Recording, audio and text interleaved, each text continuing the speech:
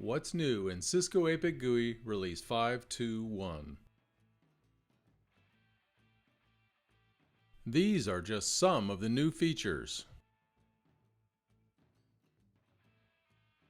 Instead of waiting for the next release to fix a bug in your switch or APIC, now we offer SMU patching, which will allow you to upload the required patch as soon as it's available. Just like previous download scenarios, all you need to do is download the SMU patch image. Here you'll see the download progress. In the controller pane, you can see the SMU Updates tab, where you can see that there's one SMU already installed.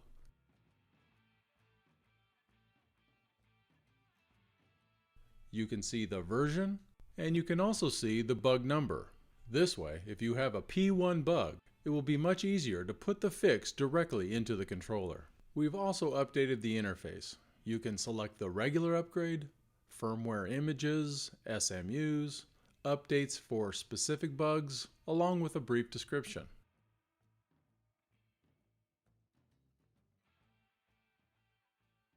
Select the image, click Next.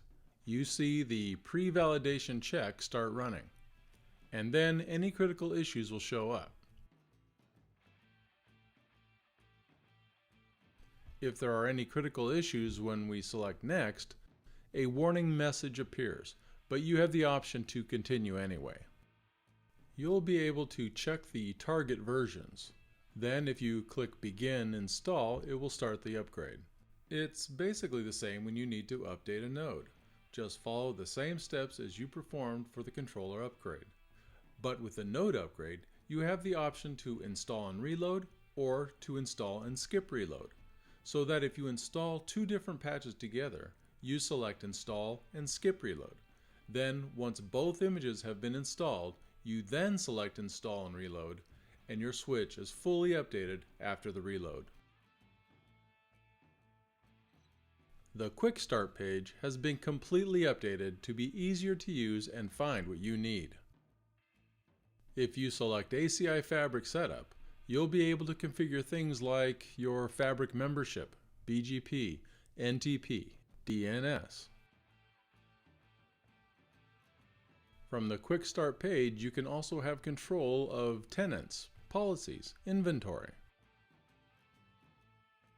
If you select Access Policies, you'll see how to configure an interface, PC, VPC. There are also related links to design guides, white papers, getting started guides, where you can get detailed information about getting started with your Cisco APIC.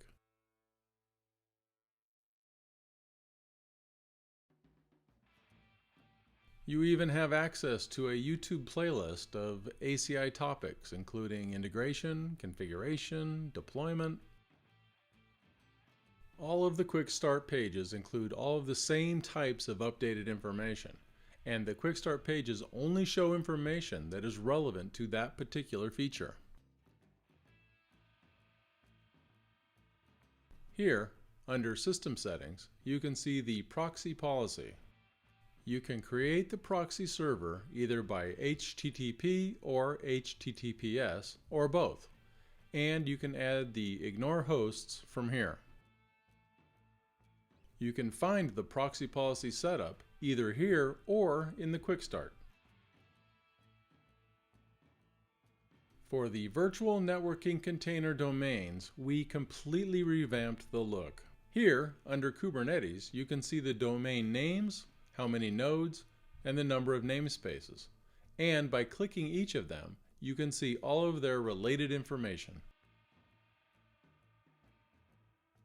You can double-click on the domain to see the overview page. Here you can view the settings, attachable access entity profile, pool of multicast addresses, and also the NetFlow exporter policy. Under the Nodes tab, you can get details about each of the nodes, where you can also see the in-band discovered endpoints information. Under the Namespaces tab, you'll be able to see domains namespaces along with all of the pertinent information.